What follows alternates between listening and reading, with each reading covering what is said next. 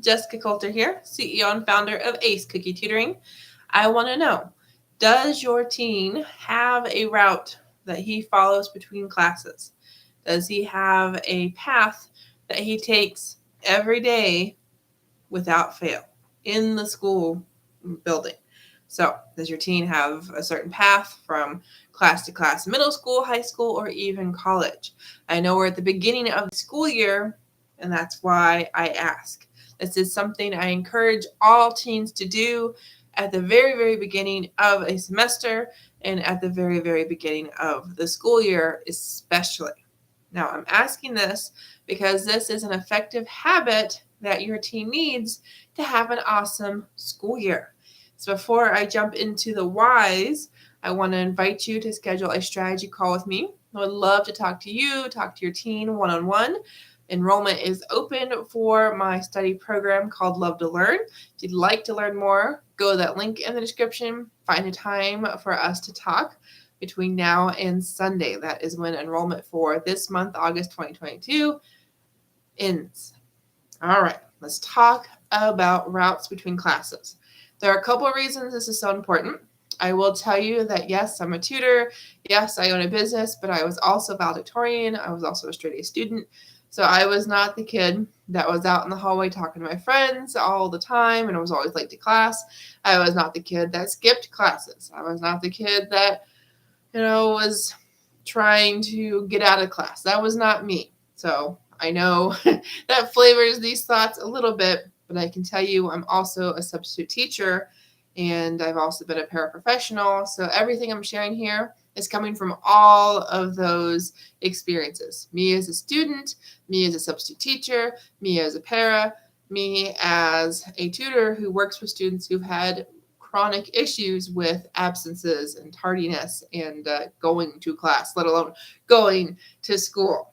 So now that you've kind of got an idea of where this is coming from, the first thing I got to tell you, the reason it matters that your teen has a route that works.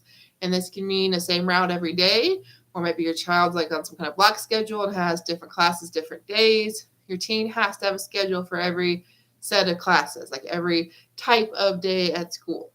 Okay, obviously a little different on those weird days like parent-teacher conferences when it's half days or weird days when it's like an assembly. Obviously, kid probably doesn't have a schedule for those. Totally get that. Don't expect that.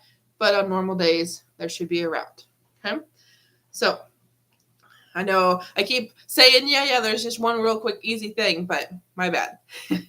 So, limited time. That's the real reason here. Your teen has to have a route because those passing periods are only so long. I think for me, it was like 3 minutes. In the high school here in town, it's 7 minutes. I cannot believe it. These kids get 7 minutes. In their high school, way smaller than my high school. Like we had at my middle school, 4 flights. 4 flights. Like it was a really tall, skinny building. We had 3 minutes to go possibly from the very top floor, which is where the 8th grade wing was. And then some kids had their lockers in the basement. So, I mean, it was four levels and there were like, I don't know, 8 flights of stairs because there were half flights or whatever. Crazy. So anyway, that matters because if your teen dawdles, your teen takes a route that like has a whole bunch of people in the way, or unfortunately bullying is a big thing. I know in a lot of schools, a lot of parents that have talked about that, but do know that's another reason to have a route is not only the limited time, but then avoiding certain people, avoiding certain places, especially if there's always a backlog. Okay. Another thing I want to mention here is that if your teen wants to go to the restroom, passing period is a perfect time to go to the restroom. I mean, especially if your child is going to a class that's like literally down the hall. It's very easy to get to. There's no curves, there's no stairs, there's no big globs of people. It's really easy to get there.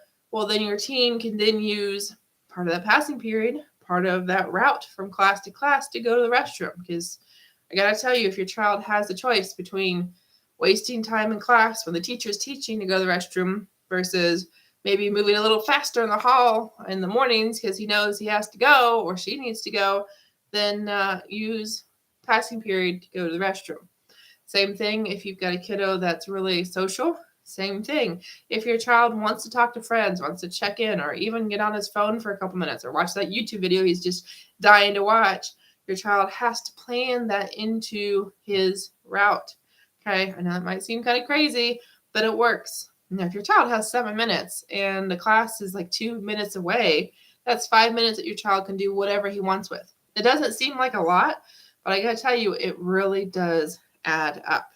Okay, so on the academic side of things here, on the less social side of things, less kind of personal hygiene, personal needs, I want to share, like I said, the academic side of things from substitute teacher perspective, educator perspective. Before I do, I want you to know I'm live on YouTube and I'm live on Facebook.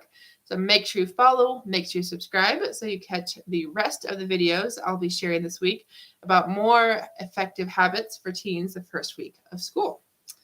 So, academic side of things. This is not true at all schools, but it is definitely true at some schools. And I would say it's probably more accurate for the older your kids get.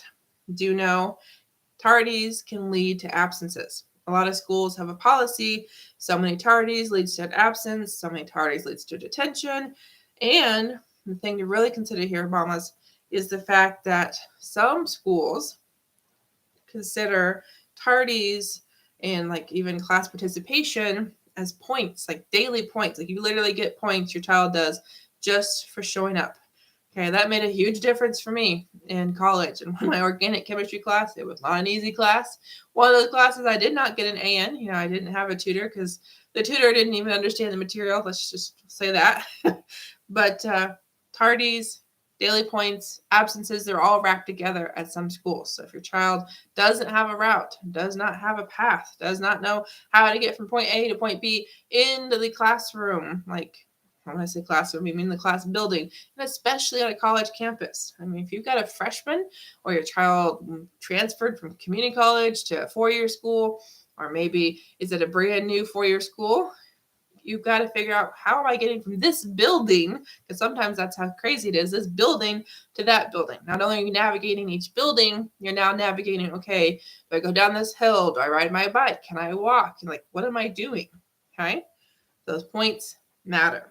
Also, do know, I gotta tell you, we want your teens in class sooner rather than later, because pretty much every class I've ever been in, no matter, like I said, what level I was tutoring, what level I was subbing, I gotta tell you, it's kind of crazy. It's crazy the first couple minutes of class. And depending on the teacher, some teachers just accept it's crazy for this couple minutes and just accept the loss. There's other teachers that I know, and this is how I prefer it to be, because there's only so many minutes in the day, so many minutes in the class. That teacher, as soon as class starts, like as soon as the bell rings, class has started. So that means if your teen has questions, like needs to check in with the teacher, like maybe he was gone, maybe she didn't understand last night's homework, whatever it is, those first couple of minutes of class before the bell rings, before class is officially started, is a perfect time to check in with the teacher, or maybe to have one of have your child ask one of his friends or her friends in that class, hey, could you explain this to me? Or, hey, what did I miss last class? Okay. Perfect opportunities during passive period. Yes, not all teachers are in the classroom. Yes, sometimes you have to hunt the teacher down. That's unfortunate. But if your child is in class before the bell rings, that's the perfect time for your child to ask for help, for your child to check in with the teacher, to go to the bin, if that's where like missing assignments are, if there's a place to turn in homework. Your child does all that during passing period. Okay. So I will tell you too, that if that teacher is one of those teachers that starts class as soon as the bell rings and your child's not in the room, how is he going to know what to expect? How is he going to need to know, oh, I need to grab this packet, or, oh, I need to turn to this page, or, oh, we're doing this in Google Classroom today. Okay. So have your kiddo be in class as soon as the bell rings, not as the bell is ringing. Okay. And the way it comes down to is, does your child know how to get there in time? Because if your child's just being slow walking or talking too much, that's one thing. But if your child doesn't know where this class is, that's a problem. If your child is going down this hallway up these stairs instead of going this direction because he didn't know this direction was a choice, that's something to figure out the first week of school. Because once we get into the second month of school, teachers are no longer lenient. Okay, your kiddos are expected to know, this is where I'm going, this is my schedule for the day, this is the route I'm taking. Okay, So, seems pretty simple, and it really is. But if your child's in a new school, a new district, let alone a new building, and is dealing with all of that, all the new stuff, and then we're also adding in schoolwork and we're adding in study skills and homework and everything like that, that's where I can come in. So help them figure out the route, have them do that the first week. And then if you're looking for more help with study skills and how to actually learn, that is something I do with my program, Love to Learn. I'd love to tell you more about how I teach teens to actually learn, how I teach teens to love learning by knowing how to learn. So if you're interested in that, go to that link in the description, book a time for a free strategy call. And like I said, doors close Sunday, this Sunday. So enrollment for August 2022 is wrapping up. So if you're interested in my Love to Learn program, go to the link in the description so we can chat and see if it's a good fit for you and your team. So have an awesome night. I will see you here on Facebook and on YouTube for the next habit that your team needs to have an awesome school year. And this is something you can do the first week of school. Have a good night.